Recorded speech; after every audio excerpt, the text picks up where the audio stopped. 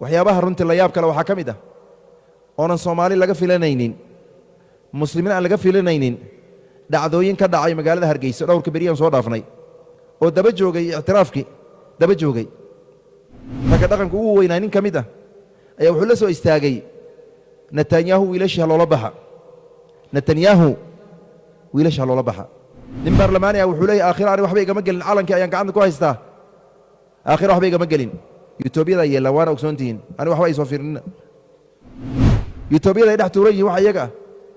nin yahuudi oo khasiis ah ayaa gabar muslimada muxajabada calankii yahuudi u saari markaasuu niqaabka ka faydi ummadda hortoodii oo indhaha ku haysaan oo arkaysaan waxaas ma wax Soomaalinimo ah waxaas ma wax islaamnimo ah waxaas wax sharaf ah ummadda waxa lagu sameeyay waa ummadde culimada halka joogta Hargeysa rag kamid ah haddan daawanay way ka hadlayaan arinta aad bay uga hadleen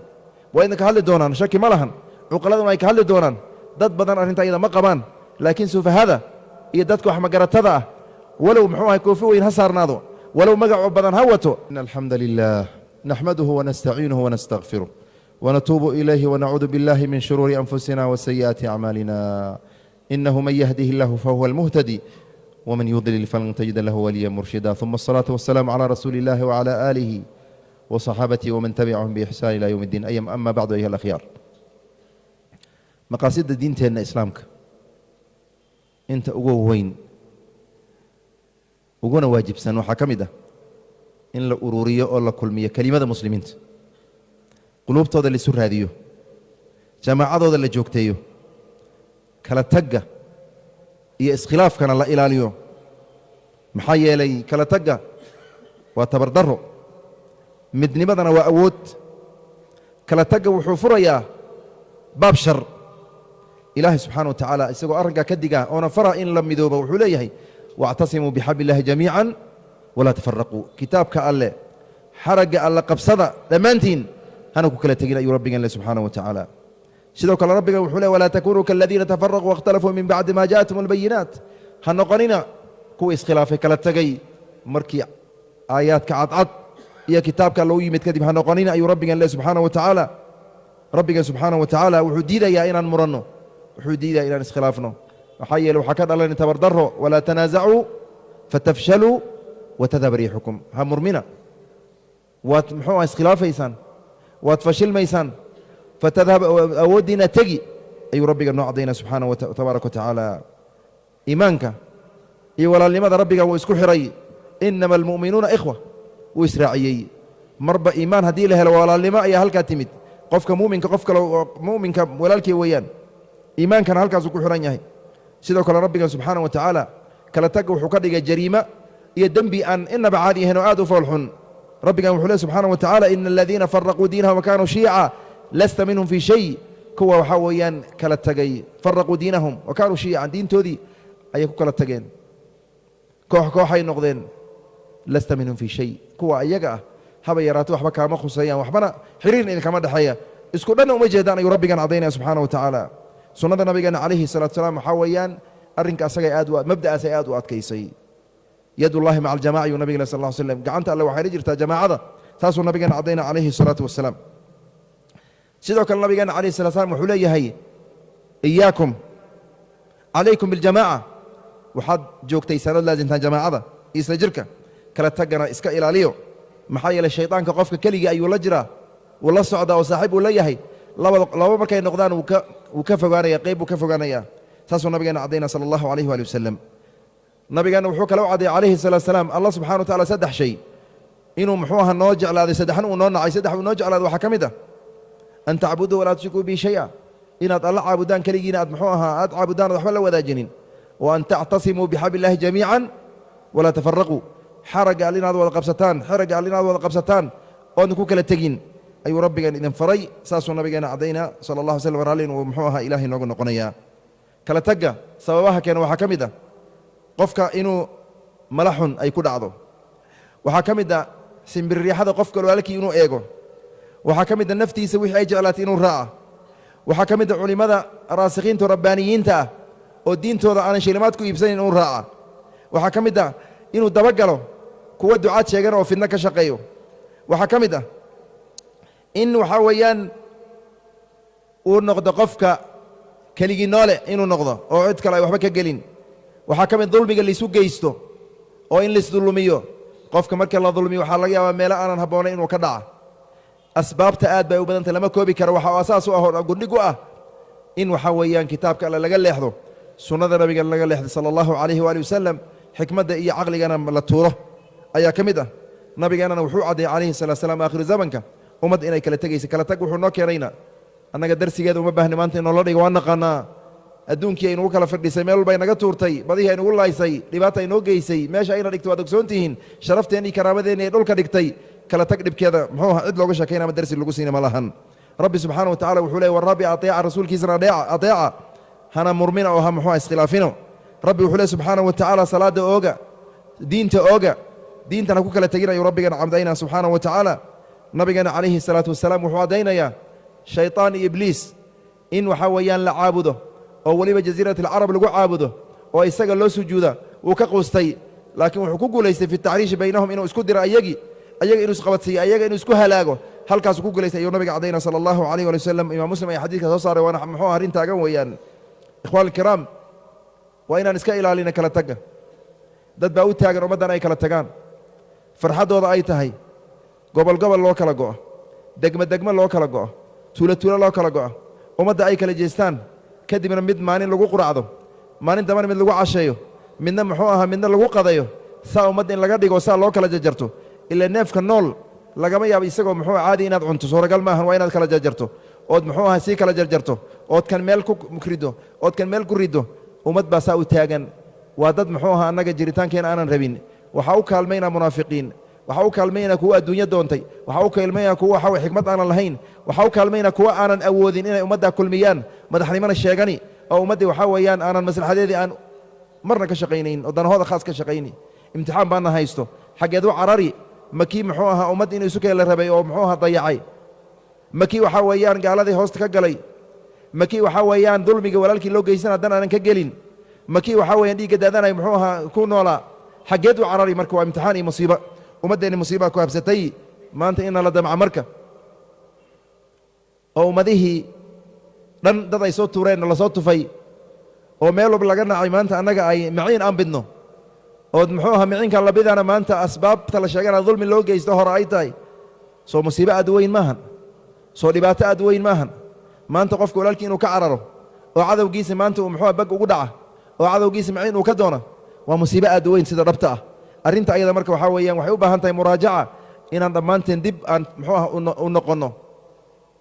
inaan is eegno inaan dib isu akhrinno war maxaa nugu dhacay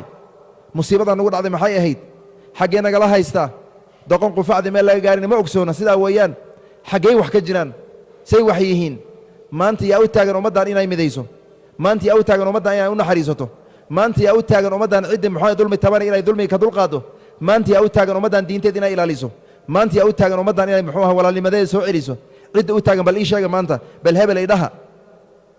gobol hebel ay dhaha magaalo hebel ay dhaha dal hebel ay dhaha muxuu ahaa madax fulaan ay dhaha bal meel igu sheega nin walba dantiisu iska wataa ummad marka nin walba u danaystay dantooda guud ahaaneed ayaa lumi war danteenna guud ahaaneed aan u soo noqonno oon maslaxada ummadda ka wada shaqayno oo walaalnimada aan soo celinno oo cidda caroota muxuu ahaa walaalnimo ha laga daba tago waxba igama gelin ma anfacayso halkaas iyo meelo ka xumaa la tegi halka la tagi iyo meelo ka xumaa la tegi haddii aad adiga walaalkaa muxuu ahaa soo dhowaysan weyda ood walaalkaa muxuu walaalnimo tusi weyda ood walaalkaa wuxuu kugu muxuu raacaad u samayn weyda ood maxaa iga gala aad tidhaahdo ood nin walba danihiisa goonnidii qabsado war ummaddayaan u maqan ummaddayaan u maqan ma nebi cusub a u soo bixi ma qof caqli lahoo kale a u soo bixi war ummadda muxuu ahaa intaanu culimo ay joogaan oo intaanu aqoon-yahan ay joogaan oo intaanu dalla deggan oo intaanu cilmi lah oo intaanu hanti haysato oo intaasoo muxuu ahaa soo xambaartay khibrado soo xambaartay maanta waxay awoodi waayeen dowlado yaryar oo aad u kooban oo weliba xataa aan muslimiin ahayn danahood inay gartaan oo isbadbaadiyaan oo ay kala badbaadaan oo isla badbaadaan oo dantoodii adduunye ay qabsadaan oo dalkooda dhistaan oy walaaloobaan oo iswaardiyayaan oo xuduudooda ilaashadaan ayay ku guulaysteen war intaa maxaa u diid ummaddan xaggee laga haystaa waa ummad meel loo wada ummad meel loo wada weeyaan ummad meel loo wada weeyaan ikhwaan alkiraam nicmada qofka dal inuu leeyahay waa wax aad weyn lidaalika rabbiga weliba aamin uu ku yahay rabbigan subxaana wa tacaala reer qureysheed uu ku gallad sheegtay wuxuu u gallad sheegtay inuu dal siiyey falyacbuduu rabba hada albeyt alladii yطcamahum min juucin waamana min khawf dal ay ku badbaadaan oo weliba kacbada ay ugu taalla inuu rabbigan siiyey baahina uu ka badbaadiyey ayuu rabbi ugu gallad sheegay subxaana wa tacaala annagana maanta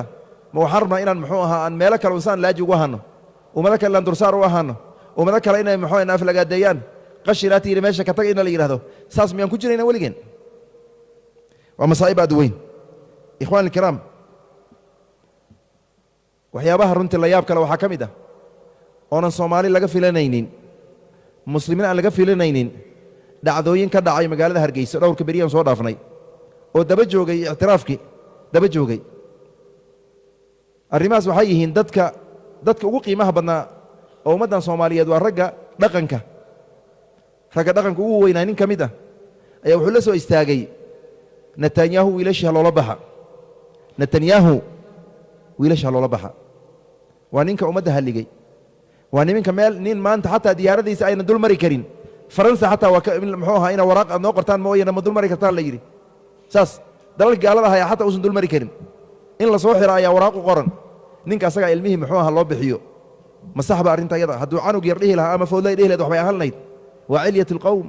nin baarlamaani ah wuxuu leeyahy aakhira ani waxba igama gelin calankii ayaan gacanta ku haystaa aakhira waxba igama gelin yutoobiyada yeellaan waana ogsoontihiin ani waxba ay soo fiirnina yutoobiyada ay dhex tuuran yihin waxa iyaga ah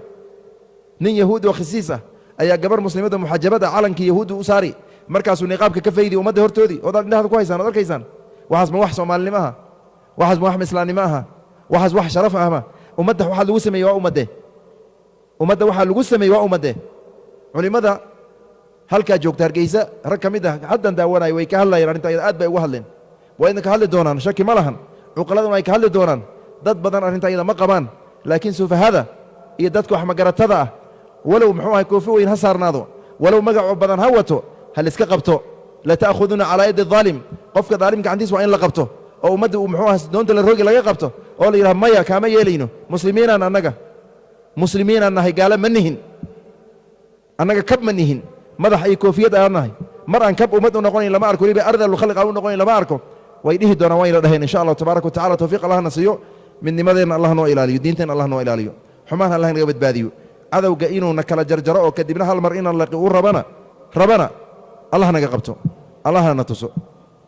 الله عباد الله صلوا وسلموا على من أمركم الله بالصلاة والسلام فقال في كتابه إن الله وملائكته يصلون على النبي يا أيها الذين آمنوا صلوا عليه وسلموا تسليما اللهم صل على محمد وعلى آل محمد كما صليت على إبراهيم وعلى آل إبراهيم إنك حميد مجيد اللهم بارك على محمد وعلى آل محمد كما باركت على إبراهيم وعلى آل إبراهيم إنك حميد مجيد وارض اللهم عن الخلفاء الراشدين على أئمة المهديين أبي بكر وعمر وعثمان وعلي وعن سائر أصحاب رسول الله أجمعين وعن التابعين وتابعيهم ومن تبعهم بإحسان إلى يوم الدين اللهم أعز الإسلام والمسلمين وأذل الشرك والمشركين ودمر أعداءك أعداء الدين يا رب العالمين اللهم أمنا وفي أوطاننا وأصلح ذات بيننا واهدنا سبل السلام وجن من الفواحش ما ظهر من وطن يا رب العالمين اللهم ألف بين قلوبنا اللهم ألف بين قلوبنا اللهم ألف بين قلوبنا ووحد صفنا على الحق يا رب العالمين اللهم أرنا في أعدائك عجائب قدرتك اللهم عليك بمن طغى علينا اللهم عليك بمن يريد أن يفرقنا اللهم يا الله يا رحمن يا حي يا قيوم يا ذا الجلال والإكرام نسألك أن تغيثنا يا رب العالمين اللهم إن بالعباد والبلاد من الجهد والقحط ما لا نشكوه إلا إليك اللهم أنزل علينا السماء مدرارا اللهم أنزل علينا السماء مدرارا اللهم أنزل علينا السماء مدرارا اللهم يا الله يا رحمن يا رحيم أغيثنا غيثا مغيثا هنيئا مريعا صحا غدقا متجليا إلى يوم الدين اللهم أغيثنا غيثا ولا تجعلنا من الغارقين سبحان ربك رب العزة ما يصفون وسلام على المرسلين والحمد لله رب العالمين وأقم الصلاة